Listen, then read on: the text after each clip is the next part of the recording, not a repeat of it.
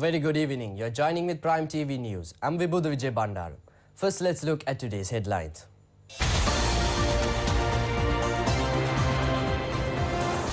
Results of the GCE Ordinary Level Examination are released. President says it is opportune for a broader attitudinal change to overcome the drug menace.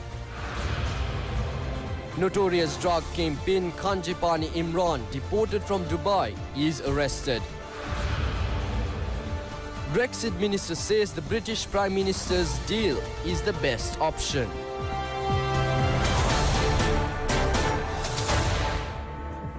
And now for news in detail. The Examinations Department has said that the results of the GCE Ordinary Level Examination will be released today. 656,641 students applied for the GCE Ordinary Level Examination held in December last year.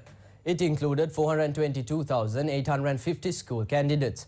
The number of private candidates was 233,791. The examination was conducted at 4,661 centres throughout the island. The results released today can be accessed from the website of the Examinations Department. Education Minister Akila Viraj Karyavasam said that as planned, the results of the national examinations will be released as scheduled.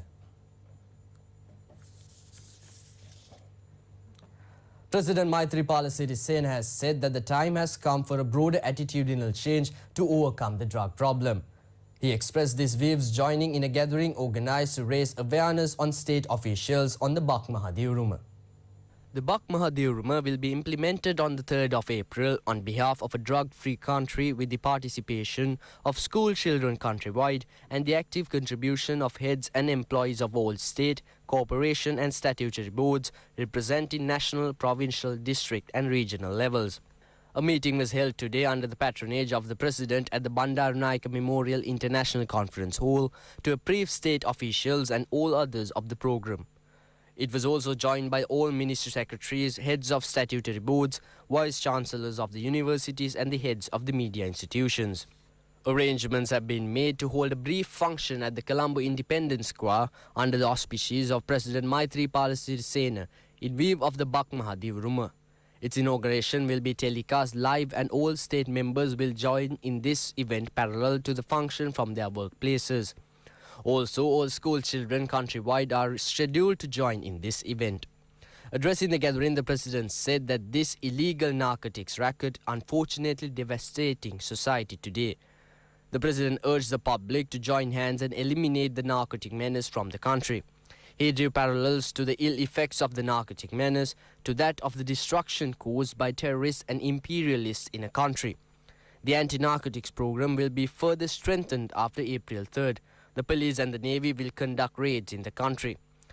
Meanwhile, the 36th annual general meeting of the Sri Lanka Administrative Service Association was also held under the patronage of President Maithripala Sirisena.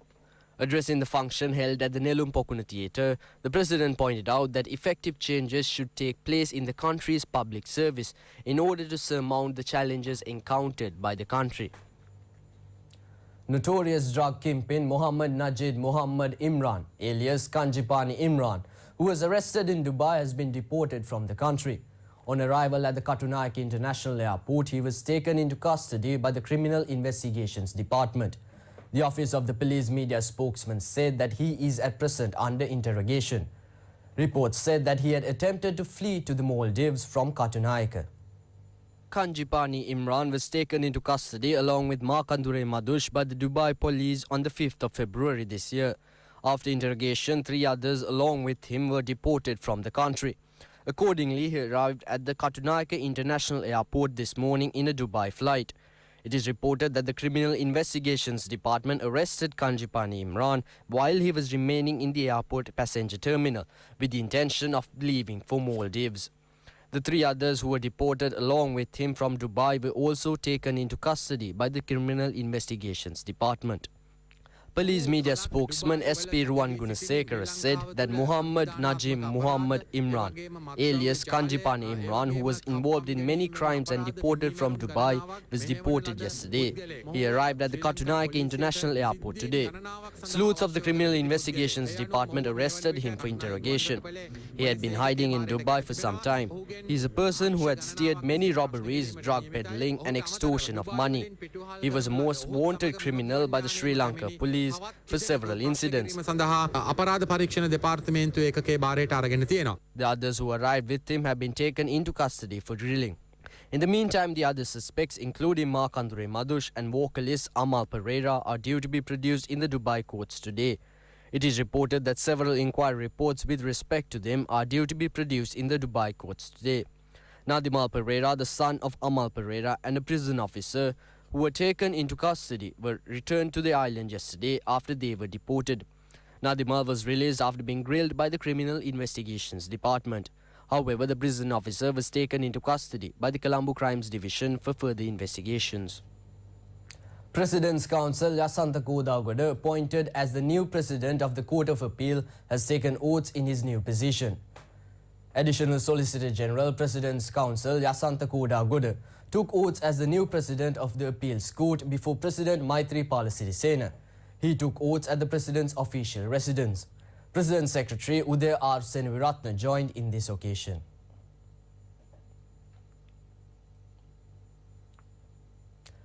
All arrangements are in place to vest in the public the third and fourth stages of the Southern Expressway, which is operative as another phase of the government's development drive on the 15th of July. Our media team was afforded an opportunity to engage in an inspection tour under the guidance of the Government Information Department.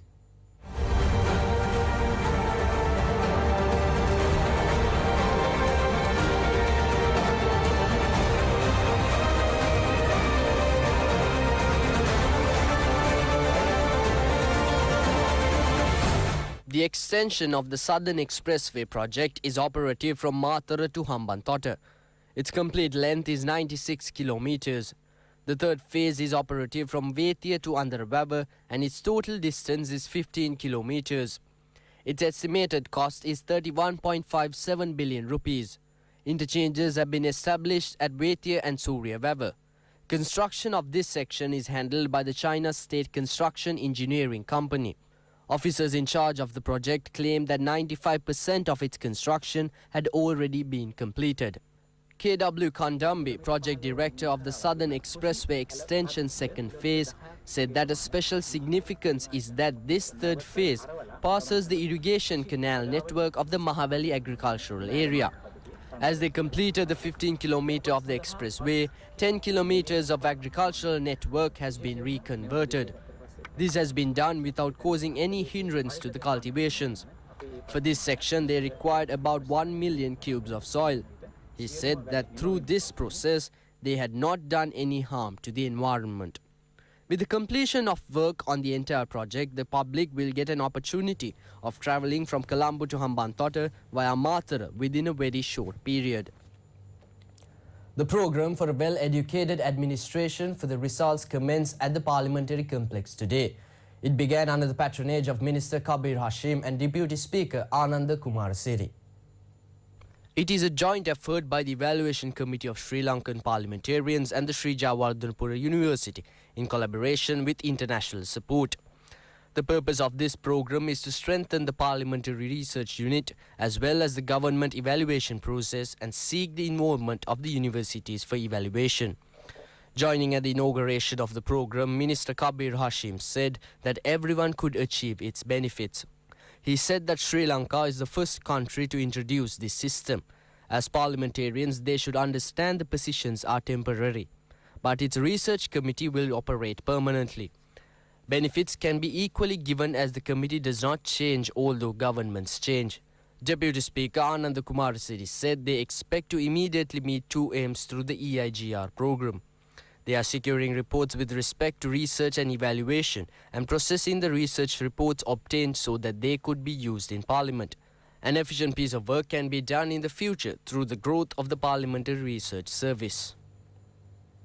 A media conference has been held to raise awareness on the Memorandum of Understanding slated to be inked between the Highways Development and Petroleum Resources Development Ministry and the Office of the United Nations Project Service.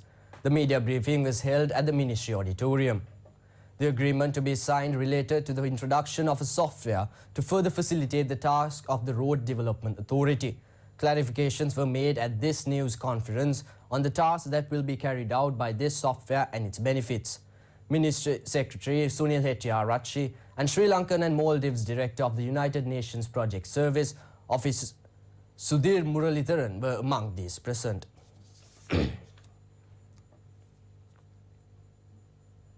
Just received another local news item. Yaunpure, the youth camp, is successfully operating today too at Veeravilla with the power of the youth. Our production team at the premises said that various programs were operative today at the precincts. Today is the second day of the Yaunpure being held at Veeravilla in Hambantota. The planting of 3,000 plants took place at various locations in the area.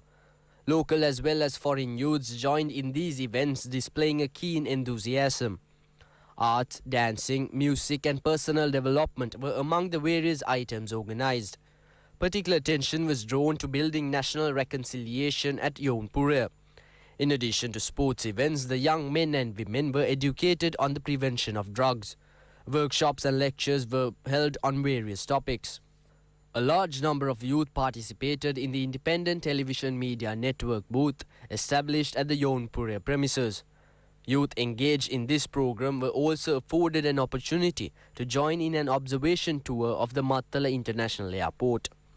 Our representative at the premises said that various activities have been planned for the participants of Yaunpure tomorrow. Now we move on to biz news.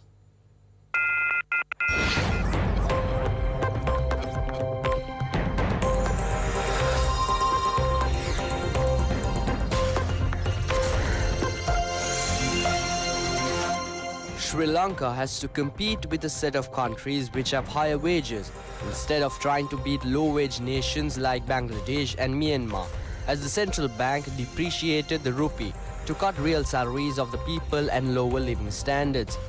Malaysia and Thailand are countries with exceptional central banks which gave stability and protected salaries of the people without fancy monetary policy generating instability. Sri Lanka's currency, on the other hand, collapsed from 5.9 in 1971 to 15 by 1977. After remaining stable at 15 until 1980, it started collapsing when the US dollar started to tighten. The central bank's strategy of unsound money generating monetary instability generally and cutting real wages goes directly against Minister De Silva's idea of competing with higher wage countries.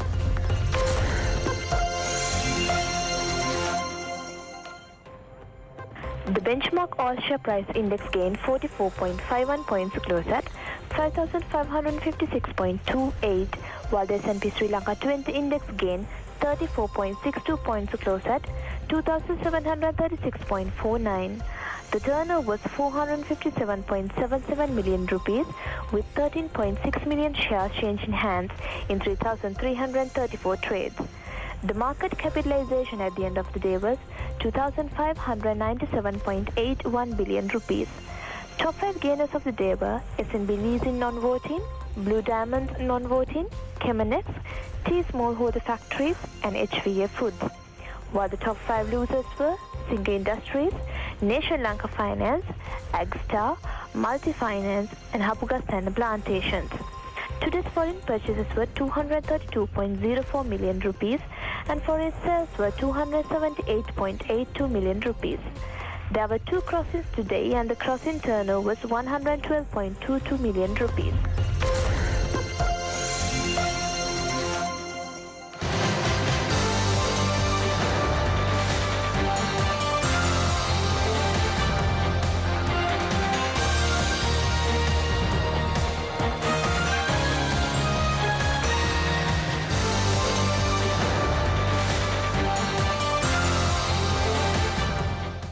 With that, we end today's Prime TV News Bulletin. Prime TV News returns tomorrow, and in the meantime, make www.itnnews.lk your go-to source for the very latest in news at home and overseas. Have a pleasant day. Good night.